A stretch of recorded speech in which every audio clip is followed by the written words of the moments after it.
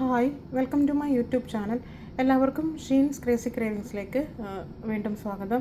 ഇന്ന് നമുക്കൊരു മുട്ട വെച്ച് മുട്ട റോസ്റ്റ് ഉണ്ടാക്കാം. അതിനായിട്ട് ഞാനിവിടെ 5 മുട്ട എടുത്തിട്ടുണ്ട്. പിന്നെ അതിനാവശ്യമായിട്ട് അരിഞ്ഞു വെച്ചിരിക്കുന്നതൊക്കെ 3 സവാള അരിഞ്ഞു വെച്ചിട്ടുണ്ട്. പിന്നെ ഒരു ചെറിയ കഷ്ണം ഇഞ്ചിയും ഒരു 5 വെളുത്തുള്ളിയും കൂടെ അരച്ച് വെച്ചതാണിത്. പിന്നെ സ്പ്രിംഗ് ഓണിയൻ ഞാൻ അതിൻ്റെ ഗ്രീൻ ഭാഗം എടുത്ത് അരിഞ്ഞു വെച്ചിട്ടുണ്ട്, ഒന്ന് ഗാർണിഷ് ചെയ്യാൻ വേണ്ടിയിട്ട്. അപ്പോൾ അതിൻ്റെ വൈറ്റ് ഭാഗം കൂടെ ഞാൻ അരിഞ്ഞു വെച്ചിട്ടുണ്ട്, അതും കൂടെ ചേർക്കാം. അപ്പോൾ പിന്നെ ഒരു തക്കാളി അരിഞ്ഞു വെച്ചിട്ടുണ്ട്. പിന്നെ ഒരു 4-5 പച്ചമുളക് കീറി വെച്ചിട്ടുണ്ട്. പിന്നെ വേണ്ടത് മസാലപ്പൊടി.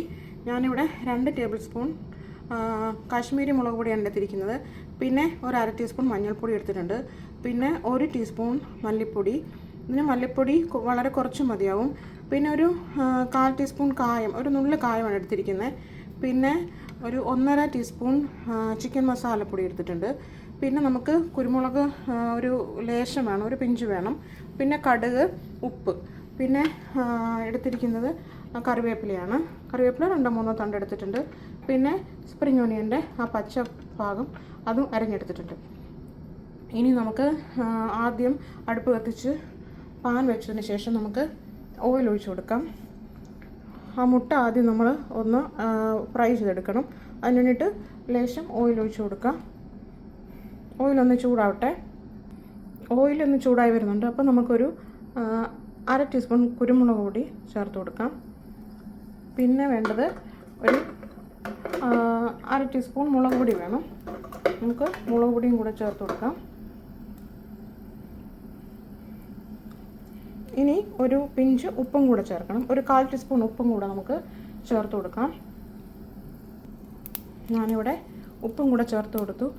ഇനി നമുക്ക് തീ കുറച്ച് വെച്ചിട്ട് ഈ മുട്ട ഇതിലേക്ക് ഇട്ടൊന്ന് ഫ്രൈ ചെയ്തെടുക്കണം. നമുക്ക് മുട്ട ഇതിലേക്ക് ഇട്ട് കൊടുക്കാം. ഒന്ന് ഫ്രൈ ചെയ്തെടുക്കാം. മുട്ട ഫ്രൈ ആക്കി ഞാനൊന്ന് മാറ്റി വെച്ചിട്ടുണ്ട്.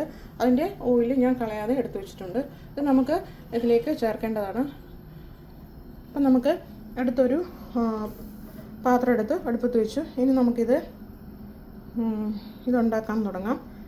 അതിന് വേണ്ടിയിട്ട് പാൻ ഒന്ന് ചൂടായി കഴിഞ്ഞിട്ട് ഓയിൽ ഒഴിച്ചിട്ട് സവാള എല്ലാം ഒന്ന് വഴറ്റിയെടുക്കാം. പാൻ ചൂടായിട്ടുണ്ട്. ഇനി നമുക്ക് ഓയിൽ ഒഴിച്ച് കൊടുക്കാം. ഇനി നമുക്കിതിലേക്ക് ഒരു ചെറിയ കഷ്ണം പട്ട ഇട്ട് കൊടുക്കാം. ഒരു ഫ്ലേവറിന് വേണ്ടിയിട്ടാണ്. പട്ട വേണോ നിർബന്ധമൊന്നുമില്ല, ഞാൻ ജസ്റ്റ് ഒരു ഫ്ലേവറിന് വേണ്ടിയിട്ട് ചേർത്തന്നേ ഉള്ളൂ. ഇനി ഇതിലേക്ക് നമുക്ക് ഒരു കുറച്ച് കടുക് ഇട്ട് കൊടുക്കാം. ഇനി നമുക്കിതിലേക്ക് അരിഞ്ഞു വെച്ചിരിക്കുന്ന സവാള ചേർത്ത് കൊടുക്കാം.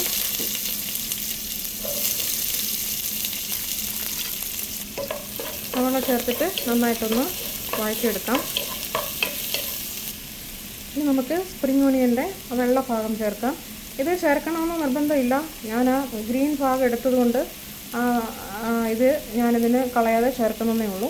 ഇത് ചേർക്കണമെന്ന് നിർബന്ധമില്ല. കൂടെ ചേർത്ത് കൊടുത്ത് നന്നായിട്ടൊന്ന് ഇളക്കാം. ഇനി നമുക്ക് ഇഞ്ചി വെളുത്തുള്ളി അരച്ചത് ചേർക്കാം. പിന്നെ പച്ചമുളക് അരിഞ്ഞ് ചേർക്കാം. നന്നായിട്ട് ഇളക്കാം. 1/2 ടീസ്പൂൺ ഉപ്പും കൂടെ ചേർത്ത് കൊടുക്കാം. ഇനി നമുക്ക് മസാലപ്പൊടിയാണ് ചേർക്കേണ്ടത്. തക്കാളി മസാലപ്പൊടി മൂത്തതിന് ശേഷം മാത്രമേ ചേർക്കാവൂ, ഇല്ലെങ്കിൽ മസാലപ്പൊടി മൂക്കില്ല. ഇപ്പോൾ മസാലപ്പൊടി ചേർത്തിട്ട് നമുക്ക് നന്നായിട്ടൊന്ന് ഇളക്കിയെടുക്കാം. നന്നായിട്ടൊന്ന് മൂത്ത് വരട്ടെ. ഇനി നമുക്ക് തക്കാളി എല്ലാം കൂടെ ചേർത്ത് കൊടുക്കാം.